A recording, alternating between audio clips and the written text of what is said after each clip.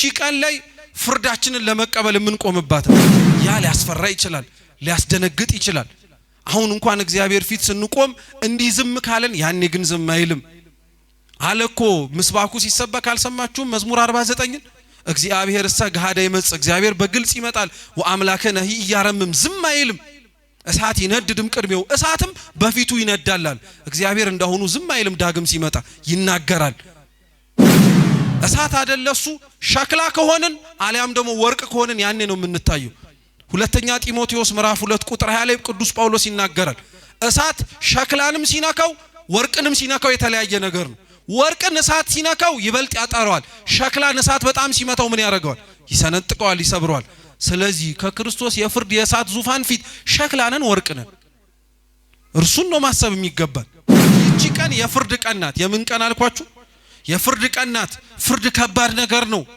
ያረጋችሁትን የምታስታውሱበት ቀን ነው ዛሬ እኮ ያረግነውን ረስተነዋል አይደል ቅዱስ ጳውሎስ አሁንም ሐዋርያው እንዲህ ይላል ዛሬ በድንግዝግዝ ያለው አለ እስኪ በድንግዝግዝ በሉ እንጂ ነገ ግን ጥርት ብሎ መለከታለሁ አለ ዛሬ ብዙ ነገር ረስተነዋል አይደል ማረጋችንን ጻድቅ መስለን ነጠላችንን አጣፍተን ደጀ ቤተ ክርስቲያን ስመን ገባን ያለፈውም አልፏል ብለን እሱ ፊት ስንቆም ግን በድንግዝግዝ ማየት የለም ግልጥ ብሎ እናየዋለን ስራችን ያ ፍርድን አስባችሁታል እንዴት እንደሚያስጨንቅ ለሸክላዎች የተዘጋጀ ቦታ ልንወርስ አይደለም እቺን ቀን የናፈቅናት ቅዱስ ባስልዮስ ለዛ ነው እንዲህ ይላል ሰው እንዴት ነው ያልተፈጠረለትን ገሃነመ እግዚአብሔር ለመውረስ ይሄንን ያክል የሚቻኮለው ይላል በጣም እኮ ነው የምናሳዝነው ለኛ ያልተፈጠረችን ገሃነመ እሳትን ለመውረስ የምናሳየው ፍጥነት እኮ መንግስተ ሰማያት የለም እንዲያስብለን ለሰይጣን መቀጣጫ የሆነውን ስፍራ ለመውረስ የምናሳየው ትጋት ለሰይጣን ራሱ እኮ ግብረ አበርና አጋዥ ሆነንለታል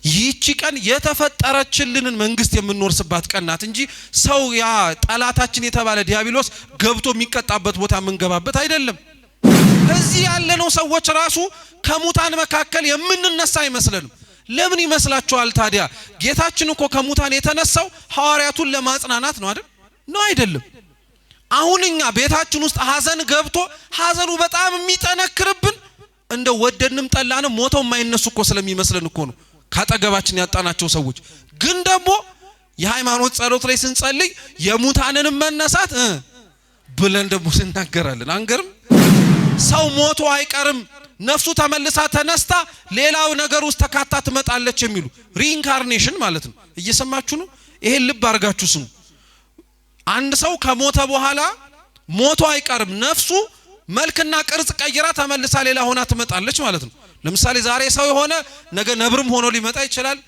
እንደው አይበለው እንጂ አይጥም ሆኖ ሊመጣ ይችላል እባብም ሊሆን ይችላል አንበሳም ሊሆን ይችላል ደግሞ እንዳንኗኗሩ እኮ ነው አይገርማችሁም አሁን ክፉ የሰራ ሰው ነገ ጉንዳን ሆኖ ሊመጣ ይችላል እንደማለት ዛሬ ደግ ሲያደርግ የነበረ ሰው አንበሳ ሆኖ ያጓራ ይመጣል ማለት ነው አንደኛ ምን ያክል ይሄ ለሰው ክብር እንደማይመጥን ይሁት እግዚአብሔር ሲጀመር እኛን ሰው አርጎ መፍጠር የቻለ አምላክ ጉንዳን አርጎ መጀመሪያ መፍጠር ይከብደዋል እንዴ እኛ እንደዛ አይነት ስለሆነን እኮ ነው አምስቱ ዘይትና መብራታቸው የተስማማላቸው ሰርግ ቤት ገቧል ሰርግ ቤቱ የክርስቶስ መንግስት እኮ ነው ክርስቲያኖች ክርስቶስ መንግስቱን ሲያስተምር ስለ ጭንቁ ስለ መከራው ስለ ምልክቱ ስለ ብዙ ነገር ሰው ትኩረት አድርጎ የረሳው አንድ ነገር ግን ቢኖር የክርስቶስ ቤት ሰርግ ቤት እንደሆነ ነው ደስ ብሎን የምንናፍቀው ቦታ ነው መምጣቱ አሁን ዓለመታደል ሆኖ እኛ እየፈራን እየተንቀጠቀጥን ያለነው ስራችን የማያስቀርብ ስለሆነብን ሰው የዘራውን ነው በዛች ዕለት ላይ የሚያጭደው ሐዋርያው ተናግሯል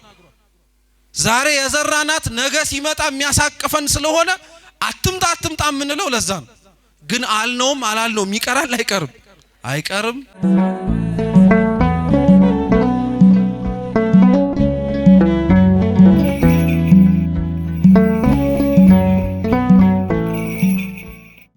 በስመ አብ ወወልድ ወመንፈስ ቅዱስ አሐዱ አምላክ አሜን በስመ አብ ወወልድ ወመንፈስ ቅዱስ አሐዱ አምላክ አሜን በስመ አብ ወወልድ ወመንፈስ ቅዱስ አሐዱ አምላክ አሜን የተወደዳቸው የተከበራቸው አበው አይንተ እግዚአብሔር ካህናት ሊቃውንተ ቤተ ክርስቲያን ክቡር መላከማዊ ቀሲስ ሳሙኤል ከሩቅም ከቅርብም የተገኛችሁ ሕዝበ ክርስቲያን በወደደን ባከበረን በአምላካችን ፍጹም ሰላም እንደምን አመሻችሁ? እንደምን ዋላችሁ? እንደምን እስከዚህ ሰዓት ደረሳችሁ? አሜን። ቸርነቱን ምሕረቱን ያላራቀብን በእድሜያችን ላይ ይህችን ሰዓት ጨምሮ በፊቱ ያሳየነውን የእምነት ማነስ የምግባር ጉድለት ሳይመለከት በይቅርታው ሊከፍለን ሊሰበስበን የወደደ የአባቶቻችን አምላክ ልዑል እግዚአብሔር ስሙ የተመሰገነ ይሁን። ስሙ የተመሰገነ ይሁን። በመጀመሪያው ክፍለ ትምህርት ላይ ክቡር አባታችን መላከመዊ ነበር እንዲያስተምሩ ያው የተደረገው። ነገር ግን ከአስተባባሪዎቹ ጋር በመነጋገር ነው የመጀመሪያ ልሁን ያልኩት። ቀድሜ ለመውጣት ሳይሆን ግን አባት ስለሆኑ ተናግሬ ስቻ ያጎደልኩትን ያላገባብ የጨመርኩትን እርሳቸው ለማረም እንዲመቻቸው ተቀምጠው እንዲያደምጡ ለማለት ነውና ለክቡር አባታችንም ያው ሳያውቁ ስላስቀመጥኳቸው ይቅርታ ጠይቃለሁ። እናንተንም ደግሞ ሳላበዛ ባጭሩ ሰፊውን ትምህርት እሳቸው ማስተማር እንዲችሉ ለማድረግ የታዘዝኩትን ያክል ቆያለሁ። አምላካችን ቅዱስ እግዚአብሔር በጉባኤያችን መሃል ተገኝቶ እንዲያስተምረን እንዲመክረን እንዲገስጸን ሕያውና ዘላለማዊ ቅዱስ ቃሉን እንዲገልጽልን ቅዱስ ፈቃዱ ይሁንልን።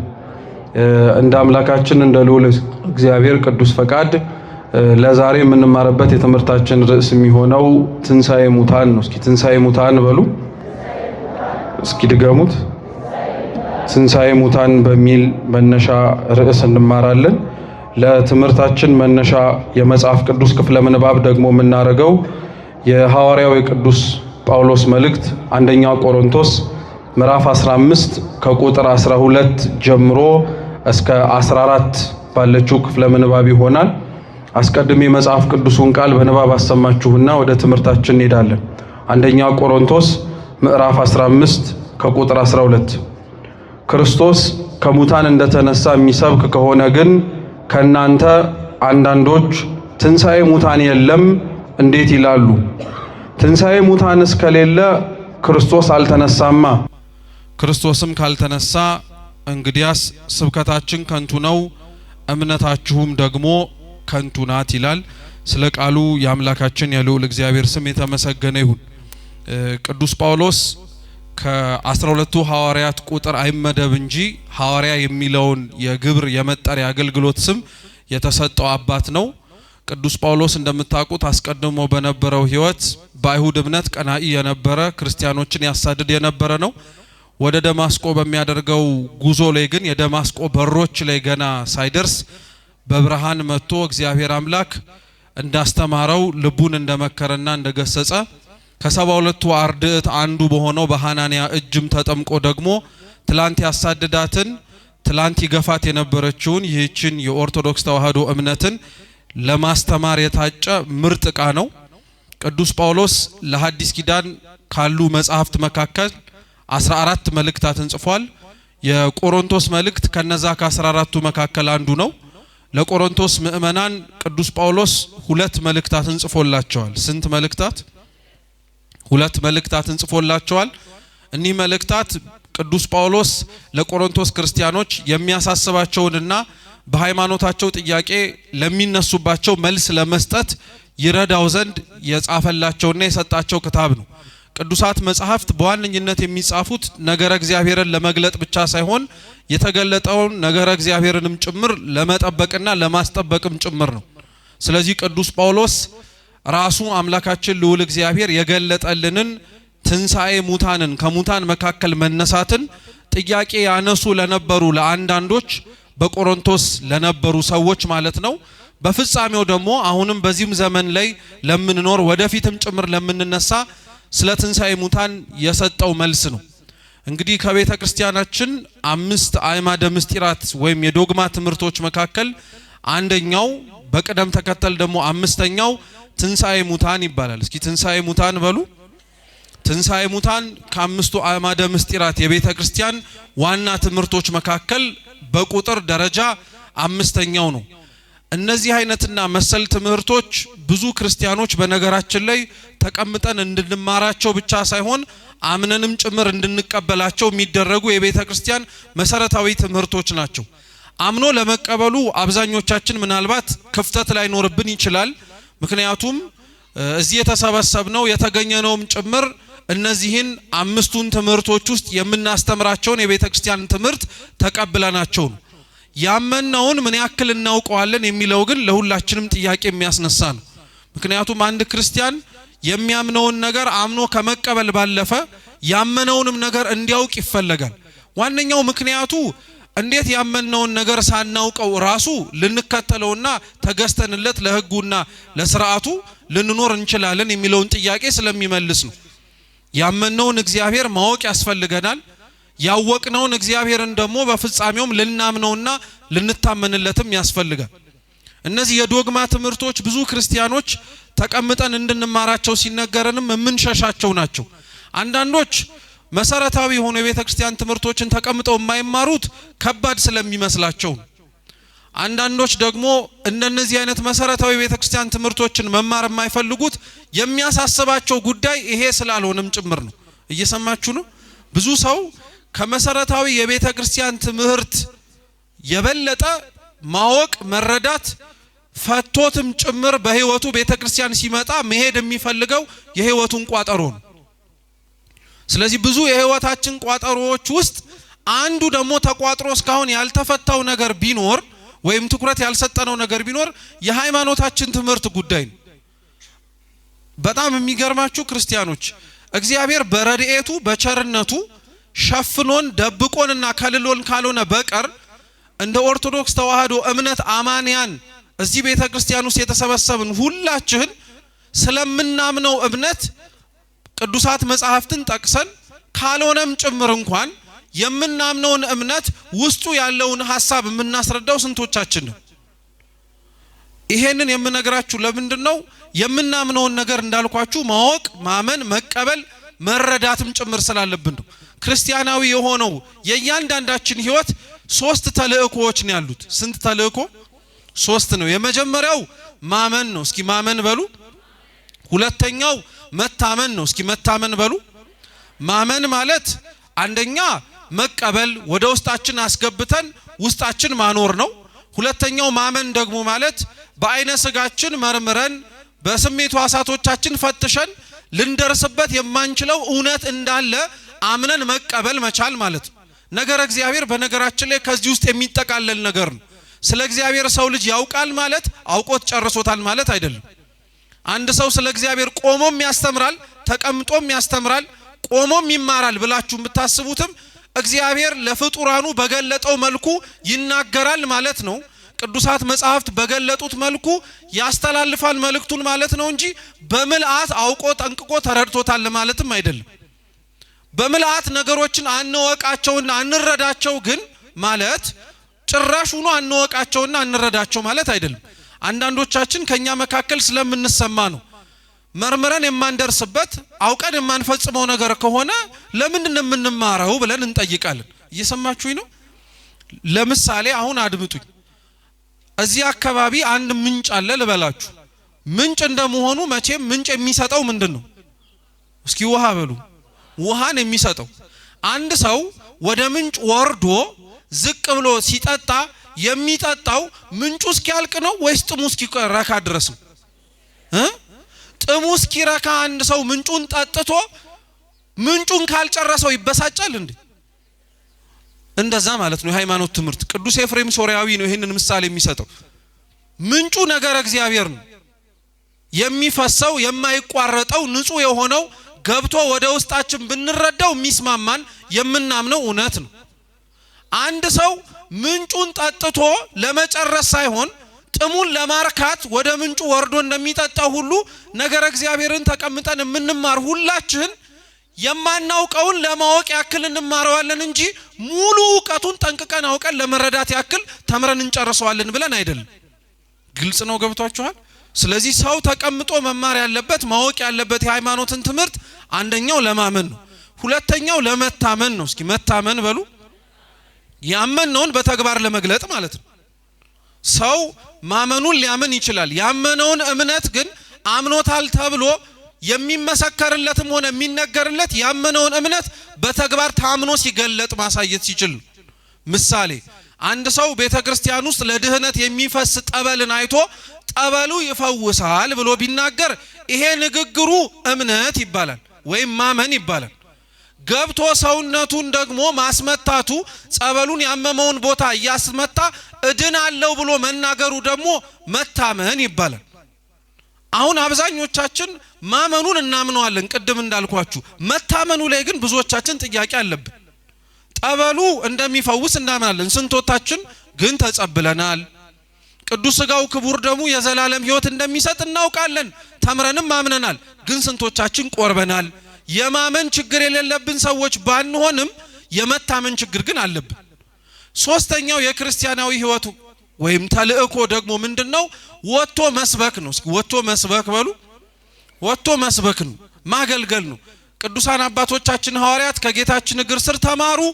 ተምረው ከጨረሱ በኋላ ጌታችንም ከሙታን መካከል ተነስቶ ካረገ በኋላ ያወቁትን አውቀው ዝም ብለው አልተቀመጡ።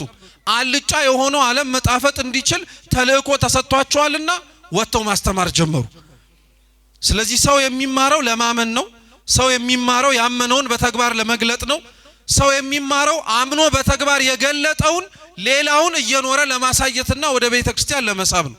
ይህን ሕይወት እግዚአብሔር ለሁላችን ይስጠን። እንደዚሁ አምነን ታምነን የምንሰብከው ነገሮች መካከል ደግሞ አንደኛው የሃይማኖት ትምህርቶቻችን ናቸው። እነዚህን የሃይማኖት ትምህርቶች አባቶቻችን የቀደሙት ሲያስተምሩ ለሶስት ነው የሚከፍሉት። የመጀመሪያዎቹ ዶግማ ይባላሉ። የማይስተካከሉ የማይቀየሩ እግዚአብሔር ስለራሱ የገለጠልን አምነን የምንቀበላቸው እውነቶች ናቸው። ሁለተኞቹ ቀኖና ይባላሉ። ቀኖና እርግጥ ውስጡ ሰፊ የሆነ ሐሳብ ቢኖረውም አንዱ ቀኖና ግን በአጭሩ ምንድነው ተብላችሁ ብትጠየቁ ዶግማውን መጠበቂያ በሉ እስኪ በሉ እንጂ። አው ቀኖና ዶግማውን መጠበቂያ ነው። የማይስተካከለውን ሊስተካከል የማይችለውን ከእግዚአብሔር የተቀበልነውን እውነት የምንጠብቀው በቀኖናው በስርዓቱ ነው። ሶስተኛው ደግሞ ትውፊት ነው። እስኪ ትውፊት በሉ። ትውፊት ደግሞ ቅዱስ የሆነ ትላንትና ከነበሩት ከአባቶቻችን በቃል የተማርነው በመጽሐፍ ተጽፎ ያገኘነው ሳይሆን በሕይወትም ጭምር ያየነው እውነት ማለት ነው። ትውፊት ማለት አደራ ክርስቲያኖች አፈ ታሪክ ማለት አይደለም። ትውፊት ማለት በቃል የተነገረ በቃልም ተነግሮ የወረስነው ነገር ነው። ምሳሌ ልስጣችሁ በአጭሩም ቢሆን። ለምሳሌ ትውፊት ከሰጠን ነገሮች መካከል ወይም ትውፊት ቤተክርስቲያን ውስጥ በመኖሩ ምን አገኛችሁ ተብላችሁ ብትጠየቁ አንድ ልንመልሰው የምንችለው መልስ የመጀመሪያውም ጭምር መጽሐፍ ቅዱስ ነው። ትውፊት ባይኖር መጽሐፍ ቅዱስ አይኖርም። እንዴት ብላችሁ ጠይቁ። የማቴዎስ ወንጌል ምዕራፍ 28 ቁጥር 19 ላይ ጌታችን መድኃኒታችን ኢየሱስ ክርስቶስ ለተከተሉት ለአባቶቻችን ሐዋርያት እንዲህ ብሎ ነበር የነገራቸው። እናንተ ወጣችሁ አሕዛብን በአብ በወልድ በመንፈስ ቅዱስ ስም እያጠመቃችሁ እያስተማራችሁ ደቀ መዛሙርት ያድርጓቸው አለ። እስኪ እያጠመቃችሁ በሉ፣ እያስተማራችሁ። እዚህ ጋር እየጻፋችሁ የሚል ነገር ጨምሮበታል። ሐዋርያት ከጌታችን የተማሩት በመጽሐፍ ነው አይደለም። በመጽሐፍ እኮ አይደለም የተማሩት ሐዋርያት ከአባቶቻችን ከክርስቶስ ሐዋርያት የተማሩት ከንግግሩ ከአኗኗሩ ከመውጣት ከመግባቱ ከእያንዳንዱ ነገረ ስራውን የተማሩት። ስለዚህ ከኔ የተማራችሁትን ይዛችኋልና ወጣችሁ አሕዛብን እያጠመቃችሁ እያስተማራችሁ ደቀ መዛሙርት ያርጓቸው አለ። እየጻፋችሁ አላለ። ስለ ጌታችን ስለ ኢየሱስ ክርስቶስ ሐዋርያት አባቶቻችን ጽፈውልን የምናገኘው እንኳን ወንጌል አይገርማችሁ? እነሱ በአይነ ስጋቸው አይተውት ኋላ ላይ የጻፉት ነው እንጂ እግሩን እየተከተሉት ልክ ነገስታት እየተከተሉ እንደሚጽፉት እንደ ዜና መዋዕል ጸሐፊዎች አይደለም። ከጌታችን እርገት በኋላ ነው ቅዱሳት መጻሕፍት የተጻፉት። እርሱንም ያላመኑትን ለማሳመን አምነው አስተምረው ሐዋርያት የሄዱባቸው ቦታዎች ላይ ደግሞ ተመልሰው ሐዋርያት ባለመምጣታቸው ምክንያት ወደ ቀደመው ልማዳቸው የተማሩትን ትምህርት እየረሱ ያስቸግሩ ለነበሩ ሰዎች ማስተማሪያና ማጽኛ የተማሩትን እንዳይረሱ ማስታወሻ ነበር። እየሰማችሁ ነው እንጂ ዋነኛው ዓላማው እሱ አልነበረም። ኖሮ አሳያቸው፣ እነሱም እየኖሩ ማሳየት ጀመሩ። እነሱ ከክርስቶስ ያዩት ያልተጻፈ ትውፊት ነው። እየሰማችሁ ነው?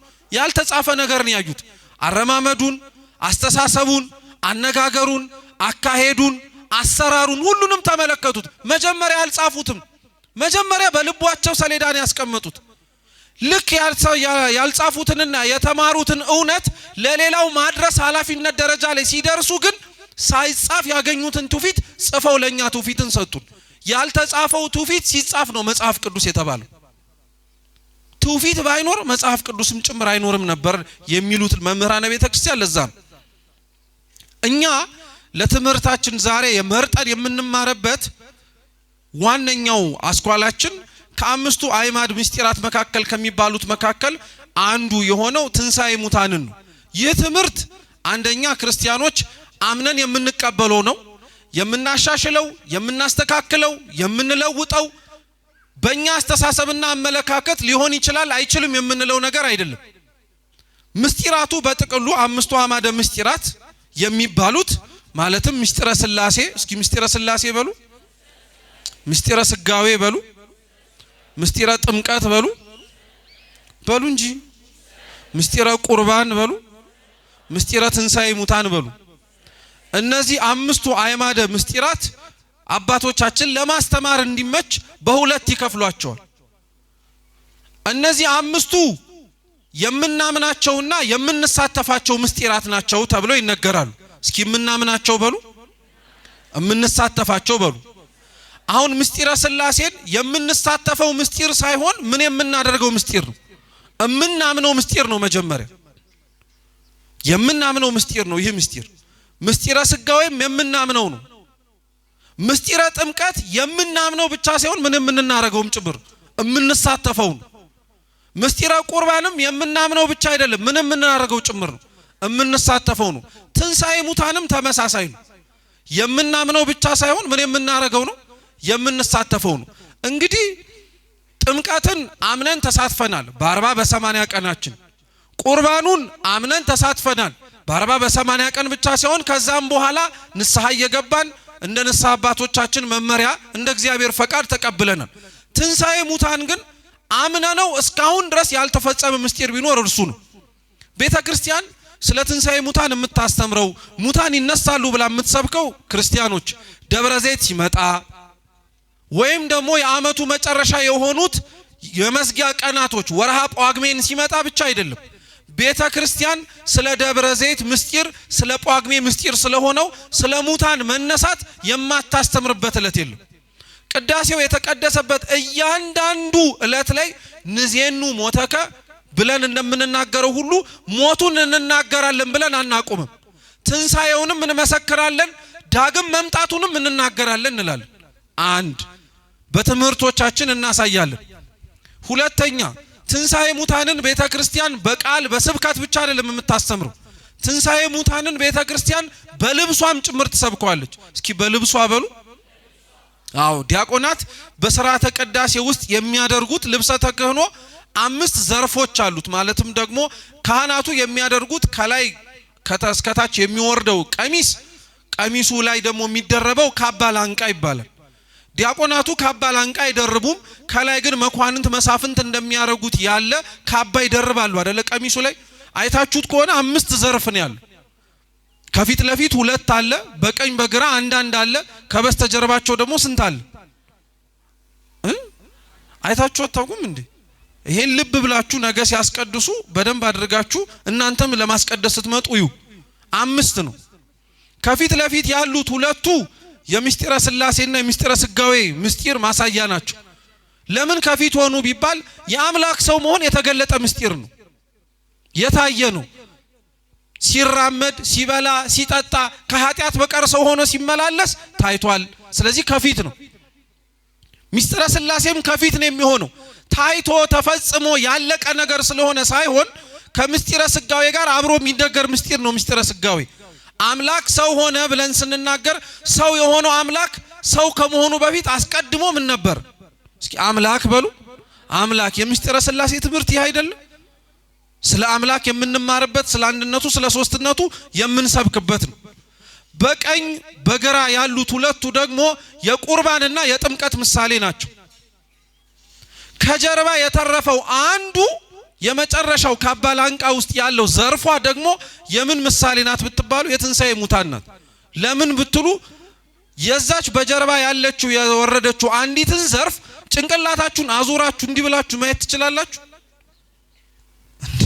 ይሄ ምንም ቅድስና አይጠይቅም፣ ዕውቀት ብቻ ነው። አይዟችሁ ከጀርባ ያለውን አንዲቷን የተረፈችዋን ዘርፍ ልክ ከፊትና ከቀኝ ከግራ እንዳሉት ወደ ኋላ ብትዞሩ ማየት ትችላላችሁ? እማታዩት ነገር ግን እንዳለ አምናችሁ የምትቀበሉት ያቺ ዘርፍ የትንሣኤ ሙታን ምሳሌ ናት። በልብሷ ተሰብከዋለች ማለት ነው። ዘወትር በቅዳሴዋ ወንጌል ከመነበቡ በፊትም ተሰብከዋለች። ነሱ ወመኑ እስመ ቀርበት መንግስተ ሰማያት ይእቲ፣ መንግስተ ሰማያት ቀርባለችና ንስሐ ግቡ። ልብ ብላችሁ ስሙ። ይሄ ገርማችኋል እንዴ?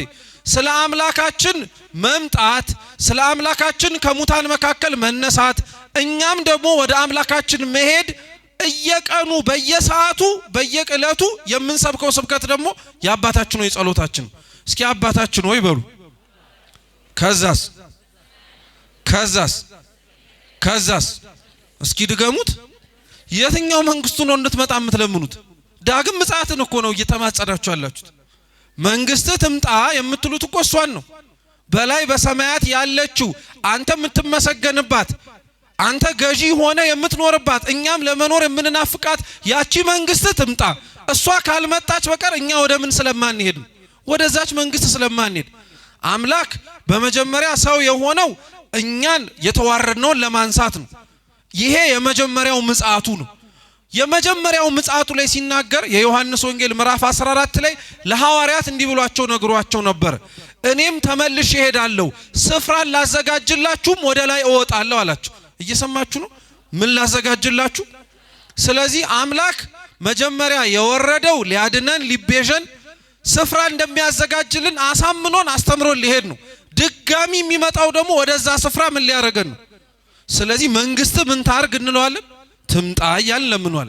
ስለዚህ ስለ ደብረ ዘይት ሲመጣ ብቻ፣ ጳጉሜ ሲመጣ ብቻ፣ እንደነዚህ አይነት መሰል ወቅታት ሲመጡ ብቻ ሳይሆን ቤተ ክርስቲያን ስለ ክርስቶስ ዳግም መምጣት የምታስተምረው ስለ ትንሣኤ የምትሰብከውና የምትናገረው በየቀኑ ነው።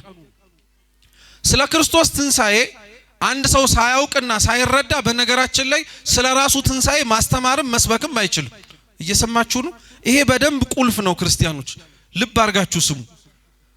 ቅዱስ ጳውሎስ እኛ ለመነሻችን ያነሳነውን የቆሮንቶስ መልእክቱን አንደኛይቱን ምዕራፍ 15ን ሲያነብ ሰምታችሁታል። ክርስቶስ ከሙታን መካከል ካልተነሳ ስብከታችን ከንቱ ነው ብሎ ነው የተናገረው። ቀጥሎም ደግሞ በአንዱ በሰው ወደ ምድር ሞት እንደመጣ ሁሉ እንዲሁ በሰው ደግሞ ሕይወትን እንዳገኘንም ጭምር ይናገራል።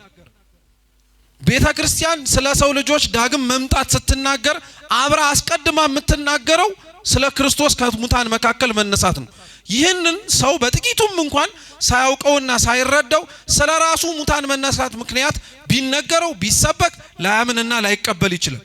ሲነበብም ሰምታችሁታል። እንዴት ትንሣኤ ሙታን የለም ትላላችሁ? ክርስቶስ ተነስቶ ብሎ አይደል ጳውሎስ የተናገረው? መጀመሪያ ቁልፉ እኛ ከሙታን እንነሳለን ከማለታችን በፊት ማን ከሙታን መካከል ተነስቷል ብሎ መናገር ነው። እስቲ ክርስቶስ በሉ። ክርስቶስ ነው። ይህ አይነቱን ደግሞ ክርስቶስ ከሙታን መካከል እንደሚነሳ አስቀድሞ ከመነሳቱ በፊት በብዙ መልኩ አስተምሯል። ይህንንስ ማወቅ ለምን ይጠቅመናል ብላችሁ መጠየቃችሁም አይቀርም። ልብ ብላችሁ ስሙ። አምላካችን ልዑል እግዚአብሔር የሰው ልጆችን ወዶና ፈቅዶ ስለሚያደርግላቸው ማናቸውም ክፉም ሆነ ደግ ነገር ያ ነገር ከመምጣቱ አስቀድሞ ክፉም ሆነ ደግ ነገር እንዲዘጋጁ አስቀድሞ ይናገራል። ይሄ የአምላካችን የአሰራሩ መንገድ ነው። አምላካችን ሰው ሆኖ ወደዚች ምድር ከመምጣቱ በፊት ሰው እንደሚሆን እንደተናገረው ሁሉ በብሉይ ኪዳን ባሉት መጻሕፍቶቻችንም ከሙታን መካከል ከመነሳቱ አስቀድሞ እርሱ ራሱ ከሙታን መካከል እንደሚነሳ ተናግሯል። አንደኛ ምሳሌ ልንገራችሁ። ታስታውሳላችሁ? አብርሃም የሚባል የእግዚአብሔር ደግ የሆነ ባለሟሉ በእርጅናው ዘመን የወለደው የመጨረሻው ከአንዲቱ ከሳራ ያገኘው ልጅ ነበር። ይስሐቅ ይባላል። ይስሐቅን አምላካችን ልዑል እግዚአብሔር ለአብርሃም እንዲሰዋለት ነገረው። አብርሃም አላንገራገረም። ያላንገራገረበትን ነገር ግን ልብ ብላችሁ ስሙ። አብርሃም ይስሐቅን ሰዋልኝ ብሎ ሲነግረውም ሆነ ሲያዘው በይስሐቅ ውስጥ ዘሩን እንደ ሰማይ ከዋክብትና እንደ ምድር አሸዋ እንደሚያበዛለት ነግሮት ነው። ዘሩን እንደ ሰማይ ከዋክብት እንደ ምድር አሸዋ የሚያበዛበትን ብቸኛውንና የመጀመሪያውን የመጨረሻውን ምክንያት ነው አርደህ ስጠኛል። አብርሃም አላንገራገርም። እምነቱን አድንቁት ማለት ነው። ወስደህብኝ እንዴት ታበዛኛለህ አላለው። ነጥቀኸኝ እንዴት ታርገህ ታበረክተኛለህ አላለው። እግዚአብሔር ስጡኝ ሲል መስጠት ነው በቃ። ትላንትና የገባውን ቃል ኪዳን አይረሳውም እርሱ። አብርሃም አላንገራገርም፣ እሺ ብሎ ሰጠው። ይኖርባት ከነበረችው ከከነዓን ልጁን ይሰዋበት ወደ ነበረው ወደ ሞሪያ ተራራ 3 ቀን ነበር የሚፈጀው። ስንት ቀን? 3 ቀን። እግዚአብሔር ልጅህን ስጠኝ ካለበት ቀን ቅጽበት አንስቶ እንጨት በአህያ አሸክሞ 2 ሎሌዎች ይዞ ራሱና ልጁ ሆነው ሲሄዱ በአብርሃም ሕሊና ይስሐቅ የሞተውና ታርዶ ለእግዚአብሔር መስዋዕት የተሰጠው ተራራው ጫፍ ላይ ሲደርሱ አይደለም፣ ከቤቱ ሲነሳ ነው። እግዚአብሔር መስዋዕታችሁን የሚቀበለው ክርስቲያኖች እዚህ ስትመጡ አይደለም፣ ይዛችሁት ከየት ገና መነሳት ጀምሩ። ከዛ ነው ቁርጥ ሕሊና ነው ያለ እግዚአብሔር። ተሸክመን ማምጣታችንን ብቻ አይደለም፣ በምን አይነት መንገድ እንደምንሰጠው መድኃኔዓለም ይመረምራል። አብርሃም ልጁን አርዶ በልቡናው ሰሌዳ ላይ መስዋዕት አድርጎ ሰጥቶታል። ድርጊቱ ብቻ ነው የቀረው። ምንም ጥርጥር የለውም ያንን እንደሚያደርገው። ሰው ልቡ ከቆረጠ ተግባሩ ላይ ያን ያክል አይቸገርም። እኛ ተግባሩ የሚቸግረን መናችን መቁረጥ ስለከበደው ልባችን እኮ ነው። እንደ አፋችን ልባችን መቁረጥ አልቻለው። ስለዚህ ተግባሩ ይከብደናል። አብርሃም ልጁን ይዞ ሄደ። ሎሌዎቹን ከታች አስቀመጠ። ልጁን ይዞ ወደ ላይ ወጣ። ታሪኩን ለማሳጠር ድንጋይ ረብርቦ እንጨቱንም ዘርዝሮ በደንብ አድርጎ ልጁን አስቀምጦ ሊሰዋው ሲል እግዚአብሔር ተዋል። መታዘዝህን እስከዚህ ጥግ ለኔ አይደለም ሲከስህ ለነበረው ለሰይጣንም አስመስክርሃል። ታሪክህን ለሚያነቡ ለኔና ለእናንተም ጭምር የአብርሃምን ታዛዥነት እስከዚህ ድረስ እንደሆነ አይተነዋል። የአብርሃም ልጁን ሳይሰዋ በልጁ ፋንታ በዕፀ ሳቤቅ የታሰረ ከእህቱም ግንድ የተገኘ በግን አርዶ ወረደ። ይሄ የይስሐቅና የአብርሃም እቺ ታሪክ ብዙ ምስጢር ያላት ናት። አንደኛው በይስሐቅ ፋንታ ያበግ መታረዱ በእኛ በአዳም ልጆች ፋንታ ክርስቶስ ለእኛ ዋጋ ተገብቶ ለመቤዡ ምሳሌ ነው። ዘማሪው ትዝ ይላችኋል። በይስሐቅ ፋንታ ኢየሱስ ታረደ፣ ኢየሱስ ታረደ ሲል ይሄ እኮ ነው ታሪኩ። ግን ገብቶን እንዘምረው ይሆን? አይገርማችሁም? ሃይማኖት ማወቅ ያስፈልጋል የሚባለው ለዚህ ነው። የምንዘምረውን የምናረገውን ነገር በሙሉ ጠንቅቀን መረዳት አለብን። ቅዱስ ጳውሎስ ግን ምን ይላል መሰላችሁ? የዕብራውያን መልእክቱ ምዕራፍ 11 ቁጥር 19 ላይ በይስሐቅ ዘር ይጠራልሃል የተባለለት እርሱ አንድ ልጁን አቀረበ። እስቲ እግዚአብሔር በሉ ሁላችሁም እግዚአብሔር ከሙታን ሊያነሳው እንደሚችል አስቧልና። አይገርማችሁም? አብርሃም ልጁን እሺ ብሎ የሰጠው ቃል ኪዳኑን የማይረሳው እግዚአብሔር ልጁን ቢገለው እንኳን ምን እንደሚያደርገው አምኖ ነው። ይኸው ትንሣኤ ሙታን አሁን አይደለም የተጀመረው፣ ያኔም ነበረ እያለ ቅዱስ ጳውሎስ እየተናገረ ነው። ሌላም ምሳሌ አንድ እንጨምር ነገሩን ለማጽናት ከብዙ በጥቂቱ። ታስታውሳላችሁ ደግሞ ትንቢተ ዮናስ ምዕራፍ 3 ቁጥር 5 ላይ ዮናስ ተሳፍሮባት ይሄድባት ከነበረችው ወደ ተርሴስ የኮበለለባት መርከብ ላይ እግዚአብሔር አምላክ ማዕበሉን ነፋሱን አነሳ። ቅዱስ ዮሐንስ አፈወርቅ በጣም የሚገርማችሁ ምን ይላል መሰላችሁ? ተሳፍሮ ዮናስ የሄድባት የነበረችው መርከብ ላይ የተነሳው ነፋስ እንዴት ሊያስደነግጥ ይችላል ይላል። ምክንያቱም መርከብ ላይ የተሳፈረ ሰው በሙሉ ወደደም ጠላም የሆነ ጊዜ ላይ ነፋስ መነሳቱ አይቀርም አይደል እንዴ? አይቀርም እኮ። ያ ሊቀ ሐመሩ ዮናስ የተሳፈረባትን መርከብ ያስተዳድራት የነበረው ያ መሪ ግን ነፋሱ የሰውና የተፈጥሮ ሳይሆን የእግዚአብሔር እንደሆነ ያውቅ ነበር ይላል። አይገርማችሁም? ሰው እግዚአብሔርን ሳያውቀው የእግዚአብሔርን ሥራ ሲያውቀው ግን አሁን እኛ እግዚአብሔርን እናውቀዋለን ብለን ሥራውን ግን አናውቀው፣ አሰራሩንም አላወቅ ነው። ዮናስ በእንዲህ አይነት መልኩ የተሳፈረባት መርከብ ማዕበል ተነሳባት፣ ጥፋተኛ መሆኑን አወቀ፣ አመነ። ዮናስ መርከቢቱ ላይ ያሉት ሰዎች እንዲተርፉ ተብሎ ማን ወደ ባህሩ ተጣለ? በሉ እንጂ ዮናስ እዛ የአሳ አንበሪ ሆድ ውስጥ ስንት ቀንና ስንት ሌሊት ተቀመጠ? 3። ጌታችን ትዝ ይላችኋል። የማቴዎስ ወንጌል ምዕራፍ 12 ቁጥር 40 ላይ እንዲህ ብሎ ተናግሮ ነበር። ዮናስ በአሳ አንበሪ ሆድ ውስጥ 3 መዓልት 3 ሌሊት እንዳደረ ሁሉ የሰው ልጅም በምድር ልብ ውስጥ 3 መዓልት 3 ሌሊት ያድራል ብሎ ተናገረ። ዮናስ ግን አሳ አንበሪ ሆድ ውስጥ 3 ቀን 3 ሌሊት ከተኛ ወይንም ደግሞ ካደረ በኋላ ነነዌ ላይ እንደተተፋው ሁሉ ክርስቶስስ ከ3 ቀንና ከ3 ሌሊት በኋላ ተነስቷል አልተነሳም? ተነስቷል። ስለሱ ትንሳኤ በዮናስ፣ ስለሱ ትንሳኤ በይስሐቅ፣ ስለሱ ትንሳኤ በነ ኢዮብ በእያንዳንዱ አባቶቻችን ውስጥ አስተምሯል። ይሄ ቅድመ ዝግጅት ነበር። ነገሩ ሲሆን እንዴት ሆነ? እንደ እንግዳ ደራሽ እንደ ውሃ ፈሳሽ እንዳልመጣ ለማጠየቅም በዚህ መነሻነት የሚመለከቱት አበው ናቸው። ይሄን ሁሉ ሲያደርግ የነበረው አምላካችን ልዑል እግዚአብሔር በፍጻሜው ደግሞ ሰው ሆኖ መከራን ተቀብሎ ስለኛ ሲል ማድረግ የሚጠበቅበትን ነገር በሙሉ አደረገ። ያንን አድርጎ ግን ጌታችን ኢየሱስ ክርስቶስ የኛን ክብር ለማሳየት ሕይወቱን በመስጠት ብቻ አላቆመም። ከኛ የነሳውን ሥጋ እንደዚሁ ሁሉ መከራ እንደተቀበለበት ሁሉ ከኛ የነሳውን ሥጋ ደግሞ ድጋሚ ይዞት ተነስቷል። ይሄ የሰው ልጅ ክብሩን የሚያጠይቅ ነው። ሰው ፈርሶ በስብሶ የአፈር ራት ሆኖ እንደማይቀር በኋላ እግዚአብሔር አምላክ እርሱ በራሱ ስልጣን እንደተነሳ እኛም በሱ ስልጣን እንደምንነሳ ማሳያና ማስተማሪያ ነበር። ይሄ የጌታችን ትንሣኤ ነው። አምላካችን ኢየሱስ ክርስቶስ ለምን ተነሳ ተብሎ ደግሞ ይጠየቃል። ይሄን የምነግራችሁ ክርስቲያኖች ይሄ በሙሉ ነጥቦች ናቸው እኛ ጋር ስለ ዳግም ምጽአት የምናነሳቸው። እግዚአብሔር የተነሳው አንደኛ በእርሱ ሕይወት ስለነበረች ነው። የሉቃስ ወንጌል ምዕራፍ 24 ቁጥር 5 ላይ ሕያዋንን ከሙታን መካከል ለምን ትፈልጉታላችሁ ብሎ ክርስቶስ ተናግሯል። እስኪ ሕያዋንን በሉ። አዎ ሕይወት ሰጪውን እንዴት ከሙታን መካከል ትፈልጉታላችሁ አለ።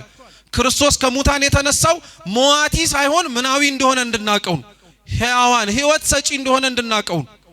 ሁለተኛው ጌታችን ኢየሱስ ክርስቶስ ለምን ተነሳ ቢባል መለኮታዊ ባህሪው ከሥጋ ባህሪው እንዳልተለየ ለማመላከት ነው። ስሙ ቅዱስ ጳውሎስ የኤፌሶን መልእክቱ ምዕራፍ 4 ቁጥር 10 ላይ እንዲህ ይላል፣ ይህ የወረደው ሁሉን ይሞላ ዘንድ ከሰማያት ሁሉ በላይ የመጣው ደግሞ ይህ ነው ይላል። እየሰማችሁ ነው?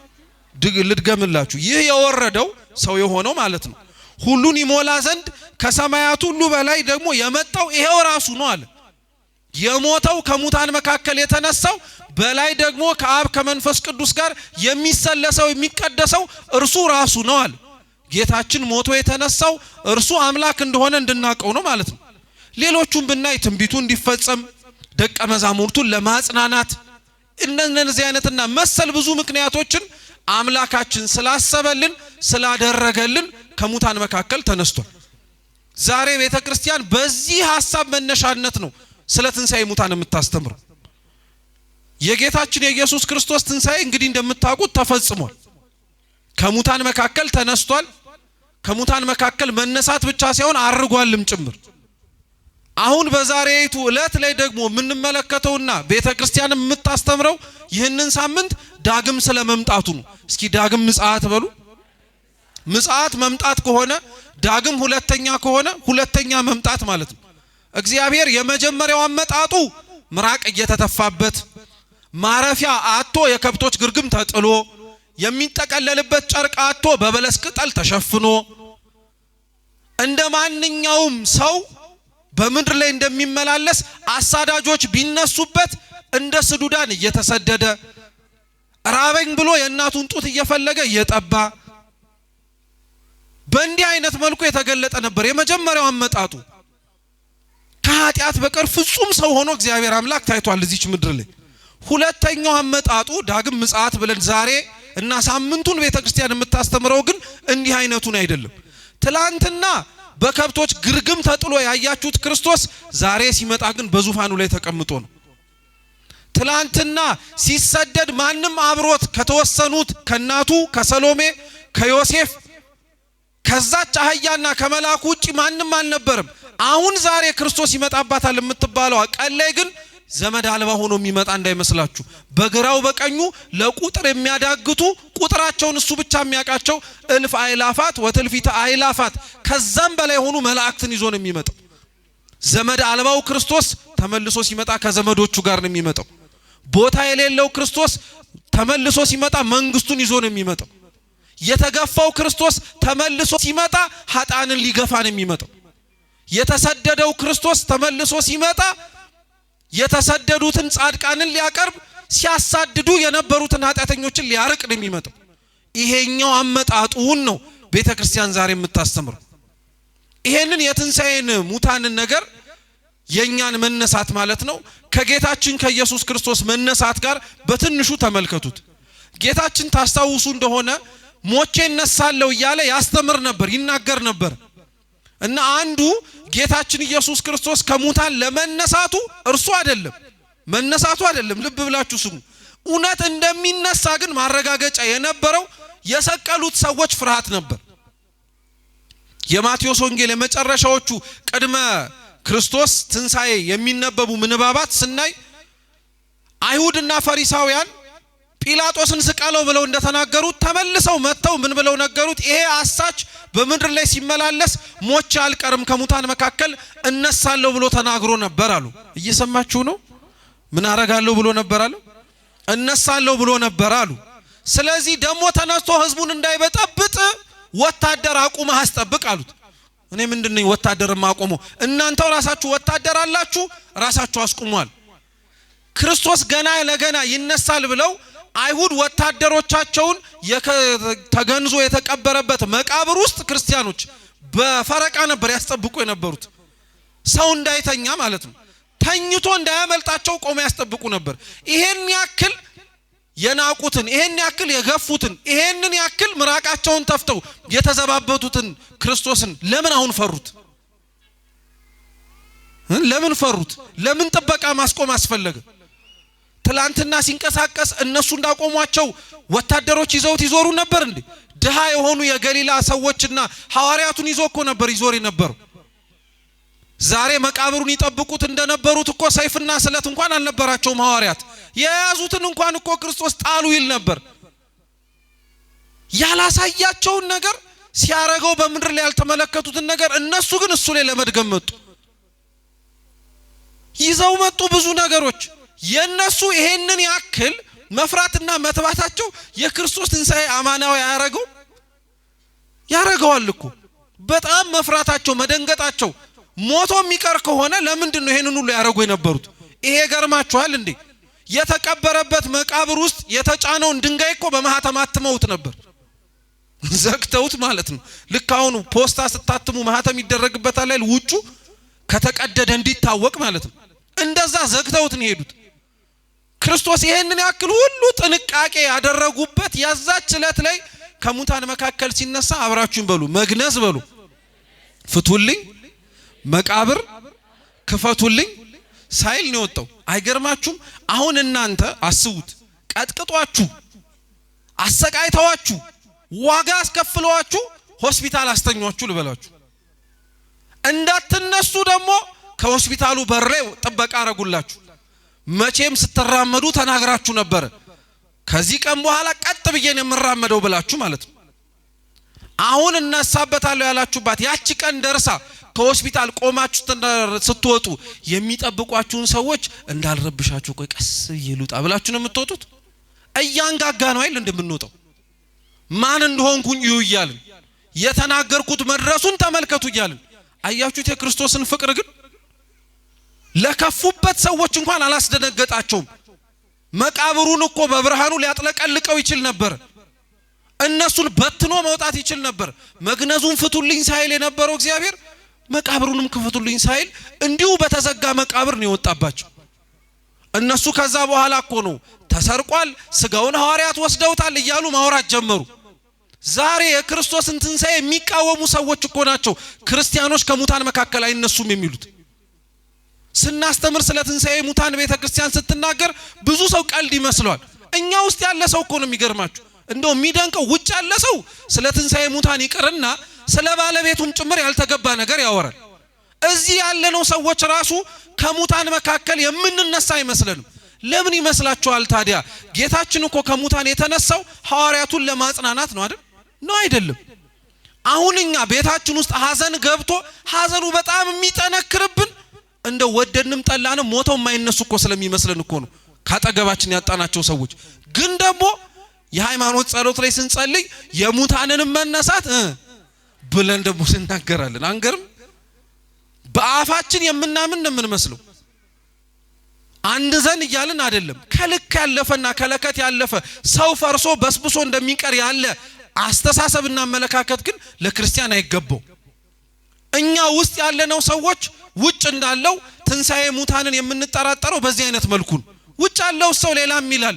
ይሄ ገርማቸዋል እንዴ? ዓለም ስለ ትንሣኤ ሙታን እኮ ከትላንት ጀምሮ ስትናገር ነበር። ጌታ እያለ ስለ ትንሣኤ ሙታን ይጠራጠሩ የነበሩ ሰዱቃውያን ነበሩ። ጭራሽ ትንሣኤ ሙታን የለም የሚሉ። ሌሎች ደግሞ ስምዖናውያን የሚባሉ ነበሩ። በታሪክ ሰው ሞቶ አይቀርም፣ ነፍሱ ተመልሳ ተነስታ ሌላው ነገር ውስጥ ተካታ ትመጣለች የሚሉ ሪኢንካርኔሽን ማለት ነው። እየሰማችሁ ነው? ይሄን ልብ አድርጋችሁ ስሙ። አንድ ሰው ከሞተ በኋላ ሞቶ አይቀርም፣ ነፍሱ መልክና ቅርጽ ቀይራ ተመልሳ ሌላ ሆና ትመጣለች ማለት ነው። ለምሳሌ ዛሬ ሰው የሆነ ነገ ነብርም ሆኖ ሊመጣ ይችላል። እንደው አይበለው እንጂ አይጥም ሆኖ ሊመጣ ይችላል። እባብም ሊሆን ይችላል፣ አንበሳም ሊሆን ይችላል። ደግሞ እንዳንኗኗሩ እኮ ነው። አይገርማችሁም? አሁን ክፉ የሰራ ሰው ነገ ጉንዳን ሆኖ ሊመጣ ይችላል እንደማለት ነው። ዛሬ ደግ ደግ ሲያደርግ የነበረ ሰው አንበሳ ሆኖ ያዋራ ይመጣል ማለት ነው። አንደኛ ምን ያክል ይሄ ለሰው ክብር እንደማይመጥን ይሁት። እግዚአብሔር ሲጀመር እኛን ሰው አድርጎ መፍጠር የቻለ አምላክ ጉንዳን አድርጎ መጀመሪያ መፍጠር ይከብደዋል እንዴ? ለምን ሁለተኛ ስንመጣ ጉንዳን ያደርገናል? ዓለም ትንሣኤ ሙታንን የምትቃወመው በዚህ ነው። አብዛኛው ወጣት ግን ይሄንን ሐሳብ አይመነው እንጂ እንደዚህ ይቀበለዋል። በጣም እኮ ነው የሚያሳዝን። ይሄ ክህደት እኮ ነው በነገራችን ላይ። እንዲም ብላ ደግሞ አታቆምም። ኤፊቆርሶች ደግሞ የሚባሉ ሌሎች ስለ ትንሣኤ ሙታን በታሪክ የሚናገሩ ነበሩ። እነሱ ደግሞ የሰው ሕይወት በሞት ያበቃል የሚሉ ነበሩ።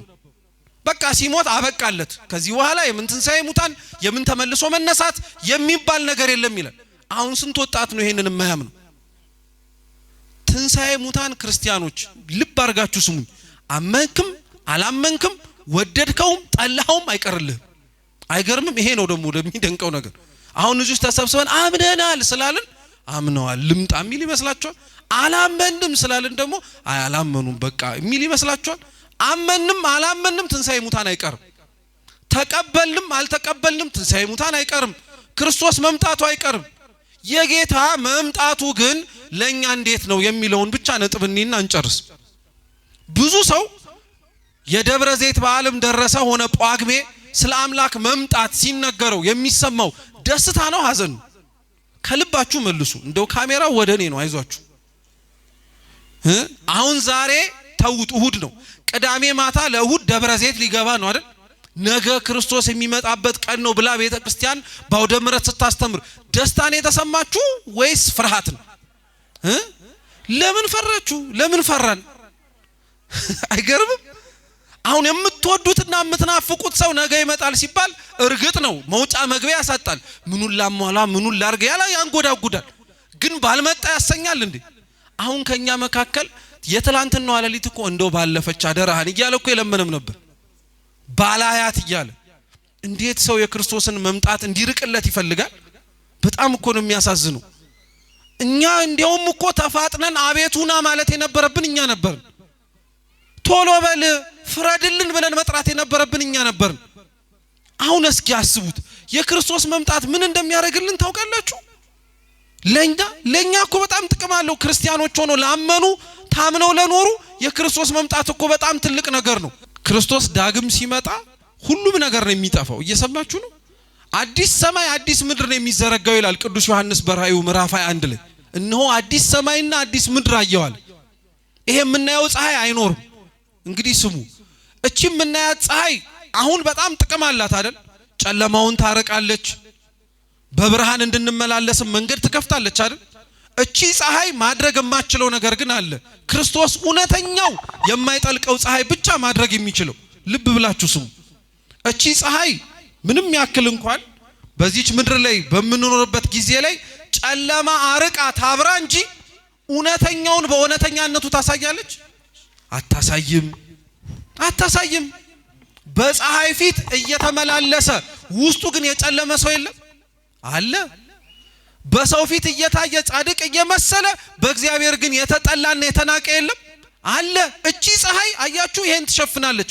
ክርስቶስ ግን ሲመጣ የሚሸፈን እንዳይመስል እውነተኛው ፀሐይ ሲመጣ ተራራው እንደ ተራራነቱ ሸለቆ እንደ ሸለቆነቱ ይታያል ጻድቃን እንደ ጽድቃቸው ኃጢያተኞች እንደ ኃጢያተኛነታቸው ይታያሉ አሁን እኮ እቺ ፀሐይ ያልሸፈነችው ምን ገመና አለ ቆመን እንራመድ እንጂ እኮ አማናዊው ፀሐይ ጽድቅ ኢየሱስ ክርስቶስ ወጥቶ አብርቶ የሚያሳየው ስንት ክፋት አለ ስንት ጽድቅ አለ ይቺን እለትማ ምንናፍቃት እውነተኞቹ ተራራ እንደሆኑ እውነተኞቹ ከፍ እንዳሉ የሚታዩባት እለት ናት እቺን ቀን እንናፍቃታለን እቺ ቀን ላይ ክርስቶስ ሊያረጋት የሚችለው እቺን ይሄ ቀን እውነት የሚያስፈራ ነው ስትሉ ግን እውነት አይደለም ክርስቶስ የሚገርማችሁ ስለርሱ መምጣት ሲያስተምር ካስተማረባቸው ምሳሌዎች መካከል አንዱ ሰርግ ቤት ነው እስኪ ሰርግ ቤት በሉ ትዝ ይላችኋል ዛሬ የሚነበበው በቅዳሴ የማቴዎስ ወንጌል ምዕራፍ 24 ቁጥር 1 ነው እሱ ነው የተነበበው አይደል እንዴ በምስጢር ግን ምዕራፍ 25ም ተመሳሳይ ነው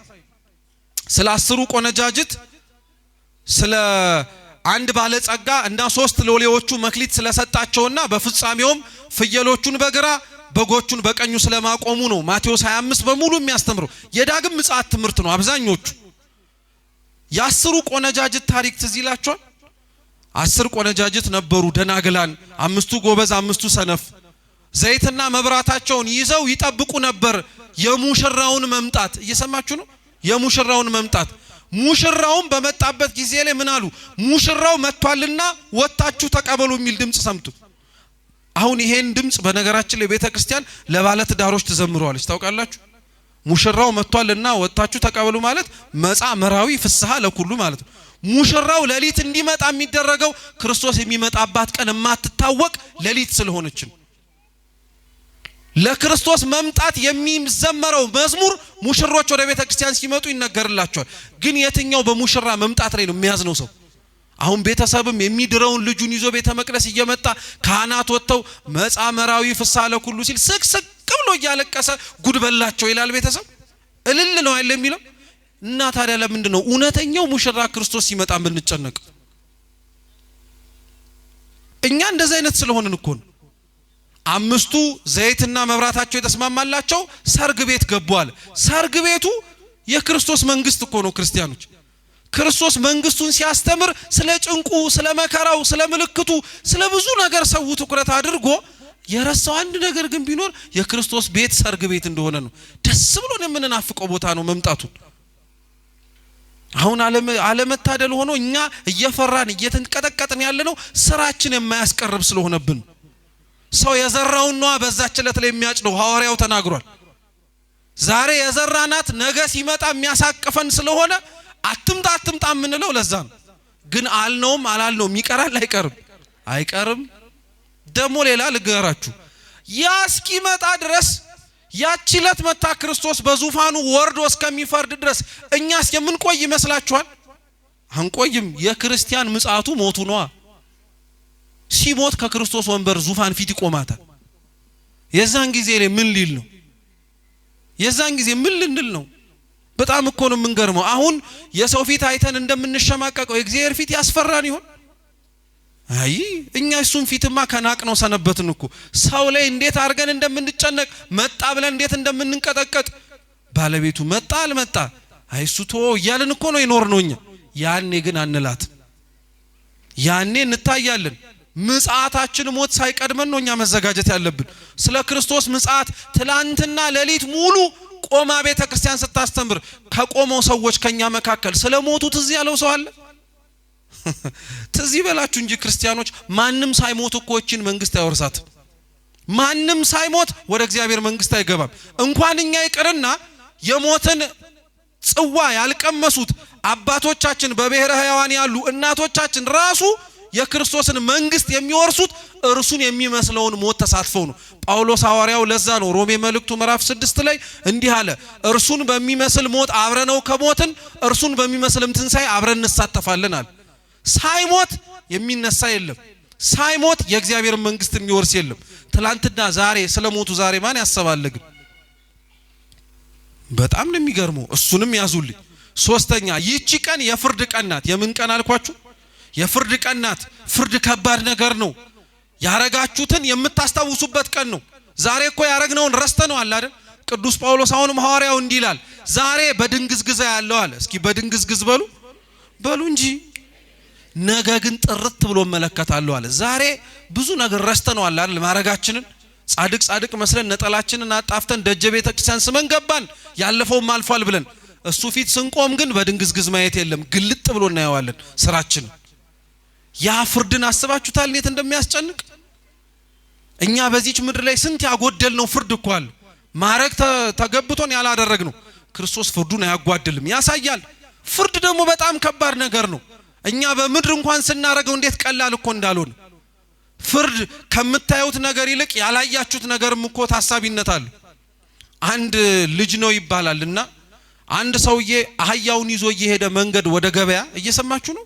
ወደ ገበያ እየሄደ አህያይቱን ይዞ መንገድ ላይ ሲሄድ በጣም ደከመውና ከጥላ ዛፍ አገኘና ቋጥሮ በገመድ አርቆ አሰራትና አህያይቱን እሱ ተኛ። ብዙ ማጥብቆ ስላላሰራት አህያይቱ ፈታችና ጠፋች።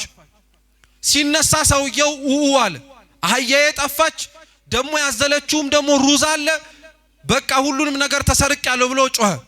አንድ ብላቴና ሲያልፍ አንድ ልጅ ሲያልፍ አህያ ሲል ሰማው። አህያ ጠፍቶህ ነው አለው። አዎ። ምን አይነት አለው። እዚህ ጋር ያሰርኳት ሩዝ የተሸከመች ቀይዳማ የሆነች ደሞም ቀጥ ያለች አለው። አዎ እሷ አህያ አለው። አላየዋትም አለው። እየሰማችሁ ነው? አላየዋትም አለው። ሰውየው በጣም ተናደደ። እንዴት ሳታያት እንዲህ እርግጥ ሆነ ትናገራለህ አለና ዳኛ ጋር ወሰዱ። ያየኸውን ተናገር አለው። ሩዝ የተሸከመች ቀይዳማ የሆነች ቀይ የሆነች አህያ አላየውም። እኮች ናት እኮ የጠፋቸው አሉት። እኔ አላየዋትም አሉ። እና እንዴት ነው ይሄንን ሁሉ ነገር ያወቅከው አሉት። እኔ በመንገዴ ስመጣ ኮቴ አየው አለ። ምን አየው? ኮቴውን ሳይ የአህያ እንደሆነ አወቅኩ አለ። እየሰማችሁ ነው?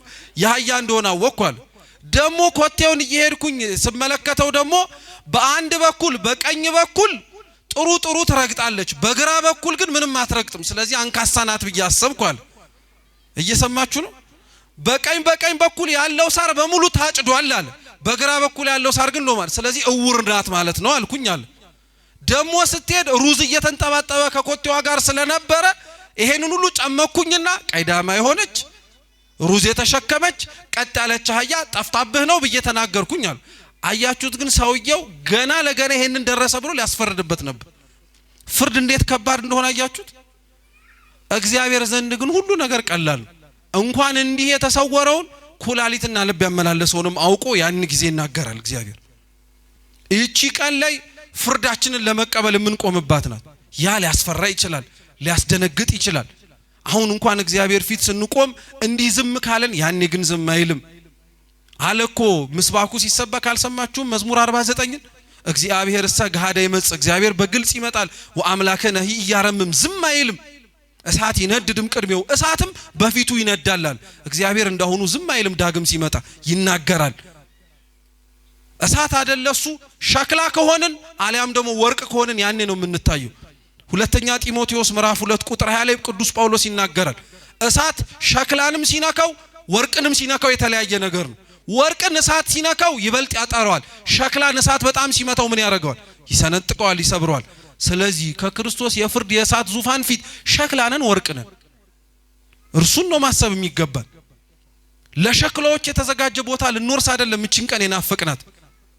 ቅዱስ ባስልዮስ ለዛ ነው እንዲህ ይላል፣ ሰው እንዴት ነው ያልተፈጠረለትን ገሃነመ እግዚአብሔር ለመውረስ ይሄንን ያክል የሚቻኮለው ይላል። በጣም እኮ ነው የምናሳዝነው። ለኛ ያልተፈጠረችን ገሃነመ እሳትን ለመውረስ የምናሳየው ፍጥነት እኮ መንግስተ ሰማያት የለም እንዴ ያስብላል። ለሰይጣን መቀጣጫ የሆነውን ስፍራ ለመውረስ የምናሳየው ትጋት ለሰይጣን ራሱ እኮ ግብረ አበርና አጋዥ ሆነንለታል። ይህቺ ቀን የተፈጠረችልንን መንግስት የምንወርስባት ቀን ናት እንጂ ሰው ያ ጠላታችን የተባለ ዲያብሎስ ገብቶ የሚቀጣበት ቦታ የምንገባበት አይደለም። የክርስቶስ ዳግም መምጣት ይህ ነው። በፍጻሜውን ደግሞ ማወቅ ያለብን ነገር ቢኖር ክርስቲያኖች ይህ ነው። የተስፋችን እስኪ በሉ መጀመሪያ ስጋዌ ነው። አው ተስፋችን የተጀመረው ተስፋችን ውጥኑን ያገኘው በስጋዌ ነው፣ በአምላክ ሰው መሆን ነው። የተስፋችን መጨረሻ ደግሞ ትንሣኤ ሙታን። ይሄ ሁሉ ነገር አብቅቶ ከዚች አድካሚ ከሆነችው ምድር ተላቀን ወደምናርፍበት ዘላለማዊ ቦታ የምንገባባት ያቺን ርስት ነው የምንናፍቀውኝ። ይቺን ርስት ለመውረስ ነው ቤተክርስቲያን ውስጥ የምንገኘው። ይቺን ርስት ለመውረስ ነው ከሙታን መካከል እግዚአብሔርን እንዲያስነሳን የምንለምነው፣ ወደ መንግስቱ ለመግባትም እየቸኮልን የምንፋጠነው። ስለዚህ ክርስቲያኖች ባካችሁ እንዲህ አይነትና ወቅታተ ቤተክርስቲያን ላይ ቁጭ ብለን ስናስብ ወቅታቱ መጥተው የሚሄዱባቸውን ዕለታት ብቻ እናስብ። ደብረዘይት ዛሬ ብቻ አይደለም እኮ ሁሌም ደብረዘይት እንደሆነ አስቡ። ይህ ደብረዘይት ማይከለ ጾም ነው፣ የጾሙ እኩሌታ ነው። ከዚህ ሳምንት በፊት 4 ሳምንት አሳልፈናል። ዘወረደ፣ ቅዱስ ምኩራብ፣ መጻጉዕ። ከዚህ ሳምንት ከእኩለ ጾም በኋላ ገብርኄር፣ ኒቆዲሞስና ሆሳና ይቀረናል።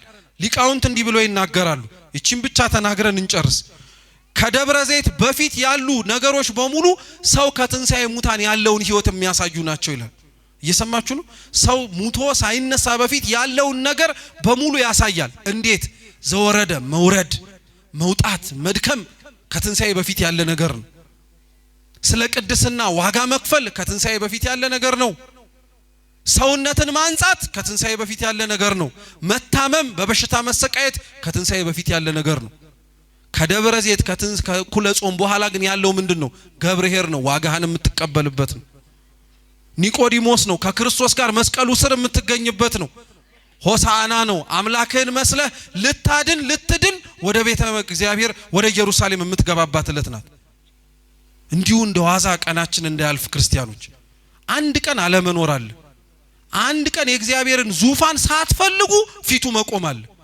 ስለዚህ ፈልገነው ደጁ ያቆመን አምላክ ዳግም ፊቱን ደግሞ ፈልገን ለማየት የሚያስፈልገንን የጽድቅ ሥራ ለመስራት እግዚአብሔር ይርዳን፣ ይፍቀድልን። ያስተማረን የመከረን አምላካችን ስሙ የተመሰገነ ይሁን። ከሙታን መካከል ተነስተን በቀኙ ለመቆም ያብቃን። በጎደለው በነጠበው በተቀመጡት በክቡር አባታችን በመላከመዊ በሊቃውንተ ቤተ ክርስቲያን የሚታረም ይሁን። ወስብሐት ለእግዚአብሔር።